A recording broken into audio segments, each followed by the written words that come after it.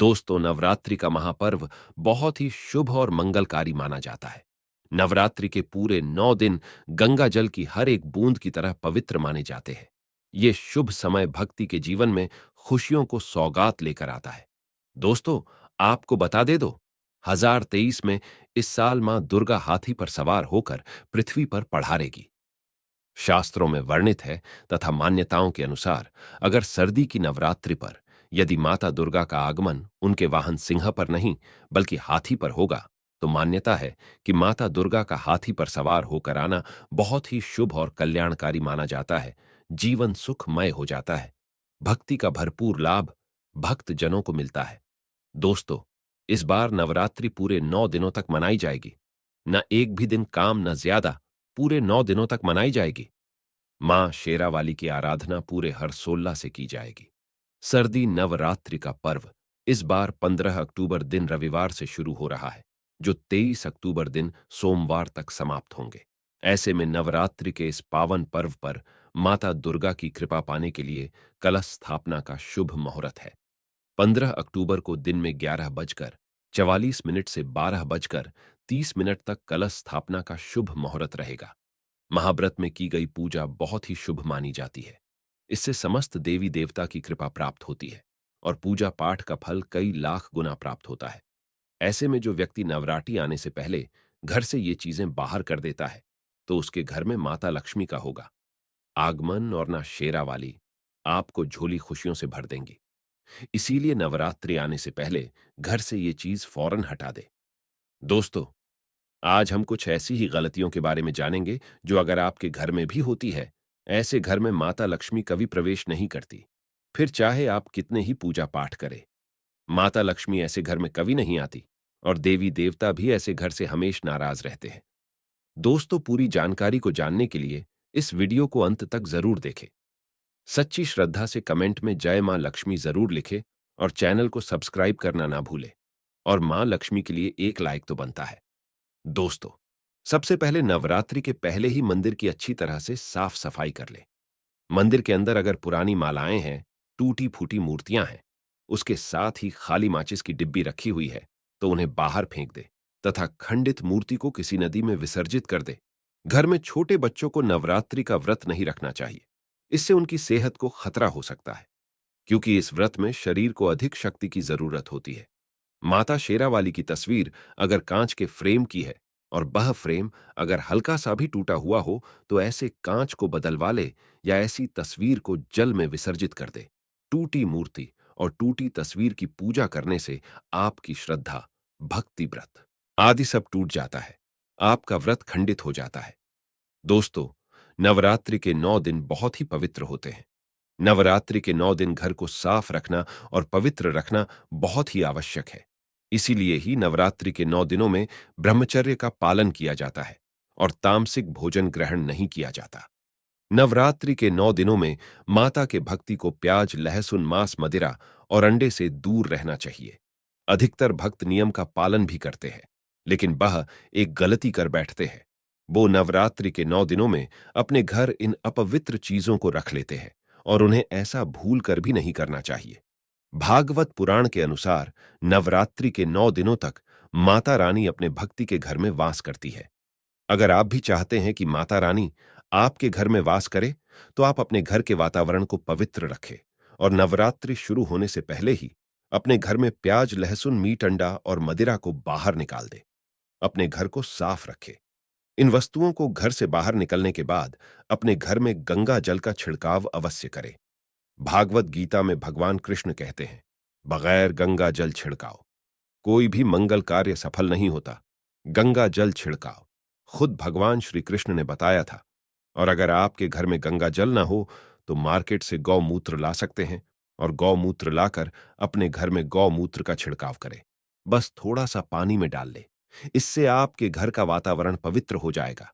घर में मौजूद नकारात्मक ऊर्जा भी नष्ट हो जाएगी और जिस घर में वातावरण पवित्र होता है और दोस्तों, नकारात्मक नवरात्रि ऊर्जा का नहीं होती, महापर्व बहुत वहां ही पर शुभ माता और रानी का मंगलकारी वास माना सदैव जाता होता है। है। नवरात्रि के से पूरे पहले 9 दिन आप अपने गंगा घर जल की की अच्छी हर तरह एक से बूंद की साफ तरह सफाई कर पवित्र लें। माने जाते हैं। घर में जो ये भी शुभ सामान होता समय है, भक्तों घर के में फटे जीवन पुराने में कपड़े उन्हें खुशियों बाहर की निकल दे। सौगात घर लेकर में आता बेकार है। पड़ा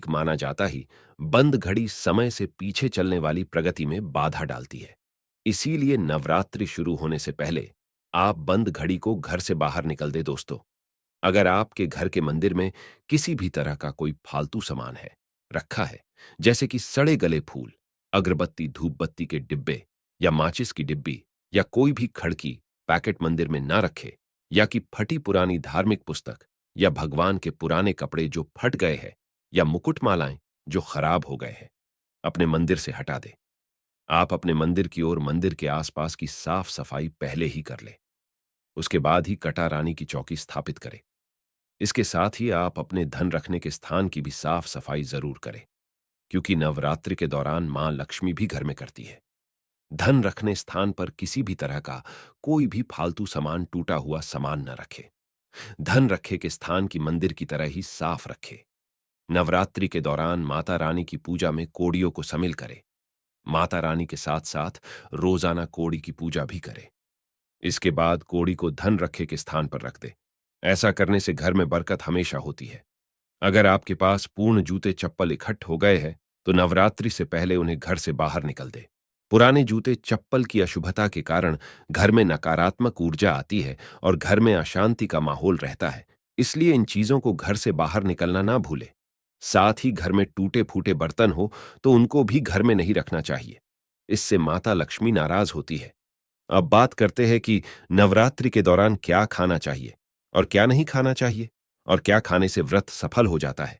शास्त्रों में बताया गया है कि भगवान के भीगा में सेव आदि चढ़िया जाता है तो आपको सेव, पपीता, अंगूर आदि खाना चाहिए। इन फलों से व्रतधारी को शक्ति मिलती है और उसका व्रत सफल हो जाता है।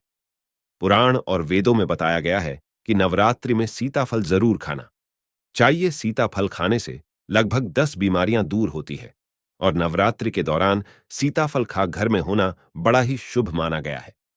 को नवरात्रि के दौरान सीताफल खाता है उसे दुखों का सामना नहीं करना पड़ता। सीता फल आपको जरूर खाना चाहिए।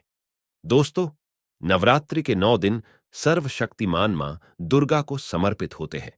इसीलिए नवरात्रि के प्रत्येक दिन माता रानी को अलग अलग भोग से प्रसन्न करने का प्रयास करना चाहिए।